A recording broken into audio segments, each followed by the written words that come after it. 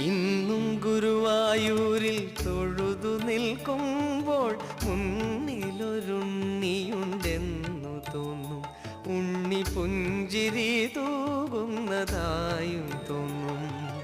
ഇന്നും ഗുരുവായൂരിൽ തൊഴുതു നിൽക്കുമ്പോൾ മുന്നിലൊരുണ്ണിയുണ്ടെന്നു തോന്നും. ഉണ്ണി പുഞ്ചിരി തൂകുന്നതായും തോന്നും. നാമം ജപിച്ചു നമസ്കരിക്കുമ്പോൾ അരികത്തു നിൽക്കുന്നതായും തോന്നും.